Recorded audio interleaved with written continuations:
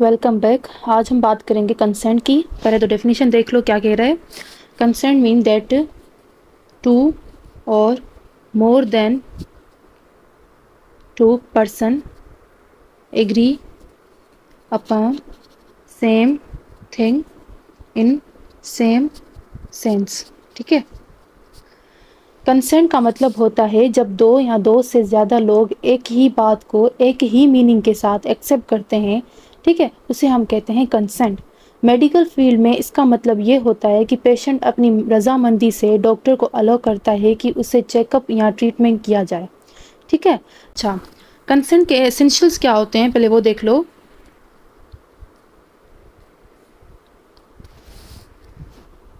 Consent must be free.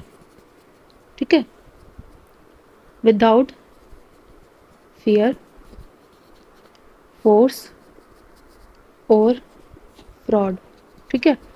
Consent बिल्कुल आज़ाद मर्जी से दी गई होनी चाहिए, ना कोई धमकी, ना प्रेशर, ना धोखा। अगर पेशेंट को मजबूर किया गया कंसेंट इनवैलिड मानी जाती है। ठीक है। अब हम दूसरी पॉइंट वो है कि consent must be taken before.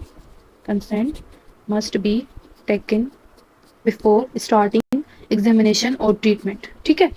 किसी भी मेडिकल प्रोसीजर या चेकअप से पहले पेशेंट की इजाज़त लेना लाजमी है, उसे हम कहते हैं कंसेंट। बाद में लेना या बिना लेना लीगल और इथिकल वायलेशन है। ठीक है। तीसरी जो है एसेंशियल वो क्या है, consent should be taken from patient. Consent should be taken from patient और देयर लीगल गार्डियन। ठीक है, डॉक्टर की राइटिंग होगी। अच्छा, अगर पेशेंट अडल्ट और होश में है तो उसी से लेना चाहिए। अगर पेशेंट माइनर है या अनकॉन्शियस है, ठीक है, तो गार्डियन या इंचार्ज से कंसेंट लेना ज़रूरी है। पर कंसेंट लेना ज़रूरी है, लाजमी है। ठीक है। अब हम चौथी बात before taking consent consider patient's age, mental condition and physical state. ठीक है।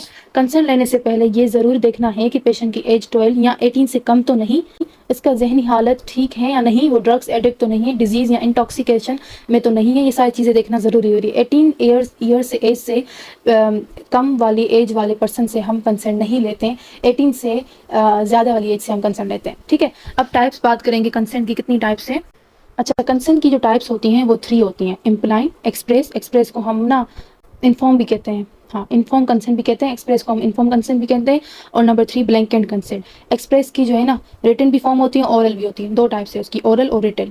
इम्प्लाइंट कंसेंट क्या होता है, is assume when a patient visit the doctor willing. अगर पेशेंट खुद से क्लिनिक आता है तो समझा जाता है कि वो बेसिक एग्जामिनेशन जैसे inspection, palpation, percussion and auscultation के लिए रजामंद है। ठीक है। एग्जामिनेशन के 4 हमारे टाइप्स स्टेजेस होते हैं। पहले इंस्पेक्ट करना, देन पल्पेट करना, देन परकशन करना, ऑस्कल्टेट करना। तो जाहिर सी बात है, खुद पेशेंट अपनी क्लिनिक में आया है किसी डॉक्टर के पास, तो वो मतलब समझा जाता है कि वो बेसिक एग्जामिनेशन के लिए आया है, वो खुद रजामंद है, उससे कंसेंट लेना जरूरी नहीं है। अगर फॉर एग्जाम्पल अगर लो तो सही है। ठीक है। इम्प्लाइंट कंसेंट। एक्सप्रेस कंसेंट क्या होता है कि क्लियरली स्टेटेड। एक्सप्रेस कंसेंट, ये कंसेंट ज़बानी, ओरल या लिखी हुई रिटन हो सकती है।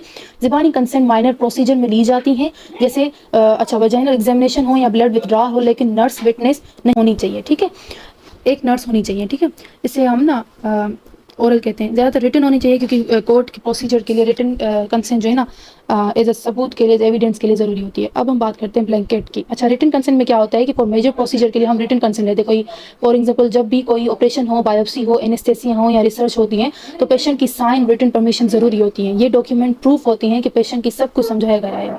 अच्छा, अब हम बात करते हैं इन्फॉर्म्ड कंसेंट की। एक्सप्रेस को हम इन्फॉर्म की बात करते हैं, इन्फॉर्म को हम अलग से पढ़ रहे हैं पर उसको एक्सप्रेस भी कहते हैं। उसकी ओरल रिटन तो हमने बात कर ली, पर खुद एक्सप्रेस इन्फॉर्म कंसेंट क्या होता है कि ये डॉक्टर पूरा प्लान पेशेंट को एक्सप्लेन करता है, लाइक ट्रीटमेंट क्यों ज़रूरी है, क्या रिस्क है, अल्टरनेटिव क्या है, अगर मना करे तो क्या कंसिक्वेंसेस हो सकते हैं। अगर पेशेंट सब कुछ समझ के इजाज़त दें तो तब ये कंसेंट वैलिड होती है। अच्छा, ब्लैंकेट कंसेंट समझो।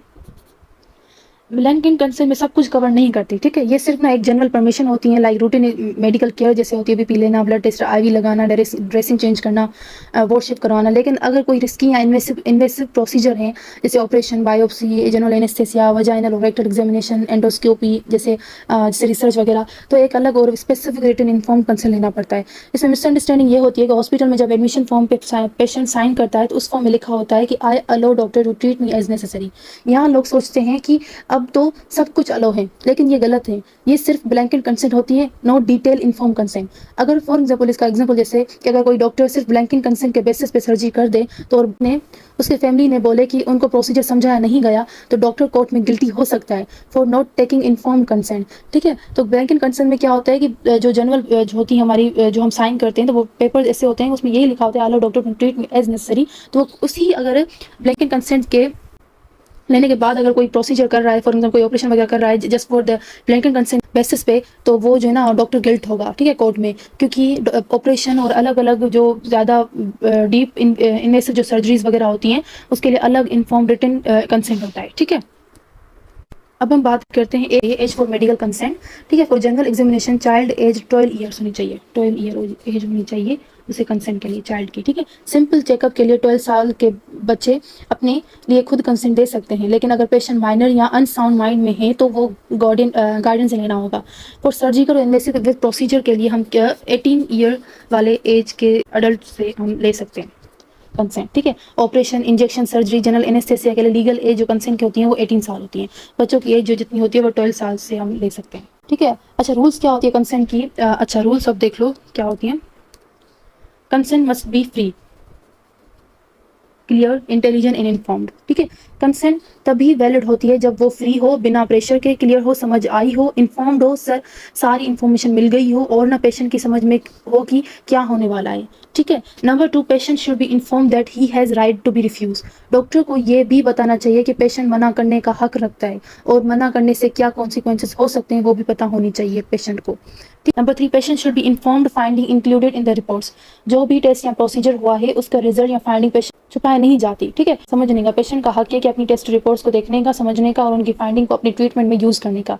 ठीक है, अच्छा अब बात करते हैं सिचुएशन की जहां कंसेंट लेना थोड़ा ट्रिकी या स्पेशल बन जाता है, यानी स्पेशल सिचुएशन में इन केसेस में नॉर्मल रूल्स अप्लाई नहीं करते हैं। ठीक है, जैसे कि माइनर और चाइल्ड पेशेंट जो होते हैं, अगर पेशेंट 18 साल से छोटा है तो वो सर्जरी या कोई रिस्की ट्रीटमेंट का खुद कंसेंट नहीं दे सकता। ऐसे केसेस में उसके वालिद या वाली या लीगल गार्डियन से कंसेंट लेना जरूरी होता है। ठीक है, नंबर 2, मेंटली इल जो पेशेंट होता है, अगर पेशेंट को कोई मेंटल इलनेस है जैसे शिजोफ्रेनिया है, मेनिया है, डिमेंशिया है, तो उसे अपने ट्रीटमेंट की समझ नहीं आएगी तो उसका दिया गया कंसेंट लीगली वैलिड नहीं होता। ठीक है, नंबर 3, इंटॉक्सिकेटेड पेशेंट जो होते हैं, जो अल्कोहल लेते हैं, जो ड्रग्स एडिक्ट होते हैं, अगर पेशेंट नशे में हो जैसे शराब, ड्रग्स या सीडेटिव के अंडर, तो उस वक्त उसका कंसेंट गिना नहीं जाता क्योंकि वो अपनी डिसीजन का असर समझने के काबिल नहीं होता। ठीक है, इमरजेंसी सिचुएशन में जैसे IPC सेक्शन 92, अगर कोई पेशेंट अनकॉन्शियस आए जैसे रोड एक्सीडेंट में और सर्जरी ज़रूरी हो लेकिन गार्डियन अवेलेबल ना हो, तो डॉक्टर्स गुड फेथ में बिना कंसेंट के ट्रीटमेंट कर सकते हैं और ये लीगल है IPC सेक्शन 92 के मुताबिक। ठीक है, ये सेक्शन याद कर लो, 92 के मुताबिक।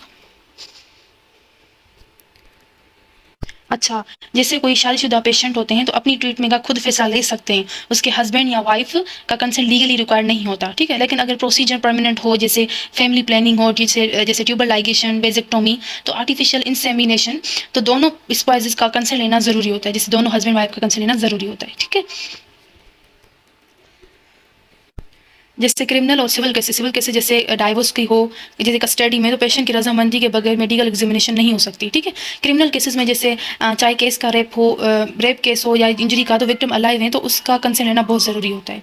ठीक है, मेडिकल अटोप्सी में ना कंसेंट लेना ज़रूरी नहीं है। ठीक है, पैथोलॉजिकल अटोप्सी में कंसेंट लेना ज़रूरी होता है, पैथोलॉजिकल रिसर्च वगैरह के लिए हमें कंसेंट लेना ज़रूरी होता है और मेडिको लीगल अटोप्सी में कंसेंट लेना ज़रूरी नहीं होता। ठीक है, जो इनवैलिड कंसेंट होती है कब मानी जाती है? जब ना पेशेंट इंटॉक्सिकेटेड हो, ठीक है, इनसेन हो, पेशेंट मेंटल रिटार्डेड हो, अंडर थ्रेट और फियर के कंसेंट ले रहा मतलब हो रहा है, या कंसेंट ड्यू टू मिसअंडरस्टैंडिंग से कंसेंट, तो ये सारी कंसेंट जो होती है ना वो इनवैलिड होती हैं। ठीक है, ये थी सारी बातें कंसेंट की।